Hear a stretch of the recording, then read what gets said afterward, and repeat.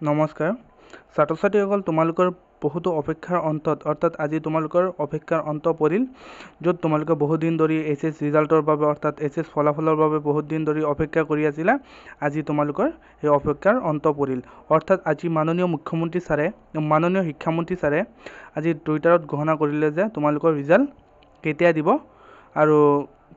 কেনেকৈ চেক কৰিব পাৰিবা সম্পূৰ্ণ আজি এইটো ভিডিঅ'ত আলোচনা কৰিম অৰ্থাৎ শিক্ষামন্ত্ৰী ছাৰে কি টুইট কৰিছে সবিশেষ তোমালোকক দেখাবলৈ চেষ্টা কৰিম ছাত্ৰ ছাত্ৰীসকল তোমালোকে যদি মোৰ চেনেলটো প্ৰথমবাৰৰ বাবে ভিজিট কৰি থাকা তেনেহ'লে চেনেলটো ছাবস্ক্ৰাইব কৰি ল'বা কাৰণ এনেকুৱা ধৰণৰ নটিফিকেশ্যন পাবলৈ যাতে তোমালোকৰ পলম নহয় ছাত্ৰ ছাত্ৰীসকল তোমালোকে ইয়াত দেখিব পাৰিছা যে মাননীয় শিক্ষামন্ত্ৰী ছাৰৰ অৰ্থাৎ ৰণোজ পেগু ছাৰৰ টুইট তেখেতে ইয়াত কৈছে যে কাইলৈ তোমালোকৰ পুৱা 9টা বজাত তোমালোকৰ ৰিজাল্টটো ঘোষণা কৰিব আজি এই মাত্ৰ ঘোষণা কৰিলে যে তোমালোকৰ কাইলৈ 9টা বজাত তোমালোকৰ ৰিজাল্টটো ঘোষণা কৰিব